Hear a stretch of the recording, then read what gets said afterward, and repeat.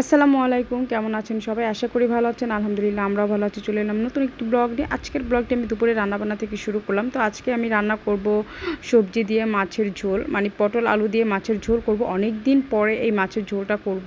পটল আলু দিয়ে এই মাছের ঝোলটা আপনাদের ভাইয়ার ভীষণ পছন্দের একটা রেসিপি। তো আমি সম্পূর্ণ বাটা মশলা দিয়ে এই রেসিপিটা করব। তো এখানে আমি পেঁয়াজ, রসুন, জিরে এগুলো বেটে নিয়েছিলাম। তো এগুলো দিয়ে হলুদ, মরিচ, ধনিয়া গুঁড়া দিয়ে আমি মশলাটাকে খুব ভালো করে এখানে কষায় নিতেছি। মশলাটা খুব ভালো করে কষানো হয়ে গিয়েছে। তারপর এখানে আমি দিয়ে দিলাম আলু আর পটলগুলো দিয়ে সামান্য পানিও দিয়ে দিছি। এখন এটাকে খুব ভালো করে কষিয়ে নিতে হবে।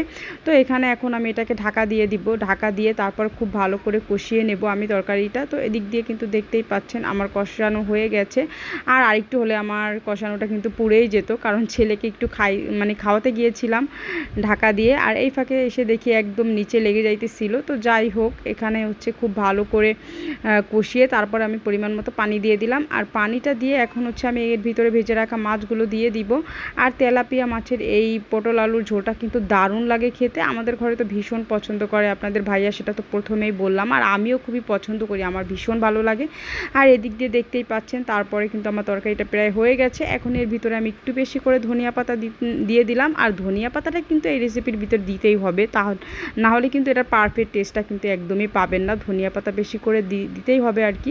তো হয়ে গেছে কিন্তু আমার রান্না একটু ঝোলঝোলই রাখলাম, যেহেতু আমি ঝোল রান্না করব। মানে যেমনই অনেক দিন পর খেলাম আর তেমনই কিন্তু অনেক ভালো লেগেছিলো খেতে। একদম তৃপ্তি করে খেয়েছি আপনাদের ভাইয়া আর আমি, এত মজা করে খেয়েছিলাম। আজকে রান্নাটা দারুণ হয়েছিল। আর বাটা মশলা রান্না কিন্তু এমনিতেই মজা হয়।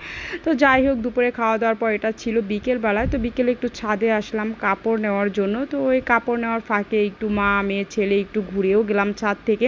তো কাপড়গুলো নিয়ে নিলাম। আর আজকের ক্যামেরাম্যান কে জানেন? আজকের ক্যামেরাম্যান আমার মেয়ে। আমার মেয়ে কিন্তু আগে তেমনভাবে কোনো ক্যামেরা করতে পারতো না, মানে সব উল্টাপুল্টা করতো, কিন্তু এখন সে মোটামুটি ভালোই ক্যামেরা করে।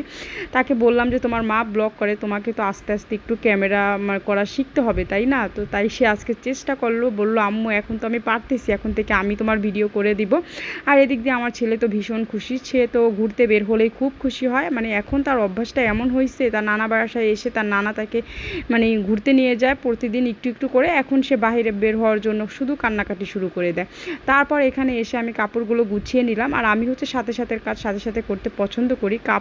কাজ জমিয়ে রাখা আমার একদমই পছন্দ না। তারপরে চলে আসলাম সন্ধ্যার নাস্তা রেডি করার জন্য।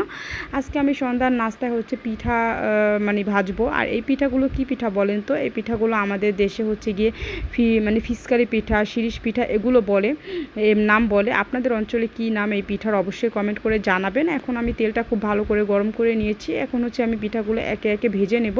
তো আজকে আমার কি হয়েছে জানি না, আজকে তরকারিটাও পুড়ে ফেলতে ধরছিলাম। আর এই তো প্রথম পিঠাটাই কিন্তু আমি একদম দেখতে পাচ্ছেন পুড়ে ফেলছি। কত গুণিনকারী আমার ভাই তো পাশ থেকে দেখে বলতেছে, দেখছো মেজপু তোমার কত গুণ, তুমি একদম পিঠা পুড়ে ফেলতেছো। আমি আবার হাসতেছিলাম সেটা শুনে।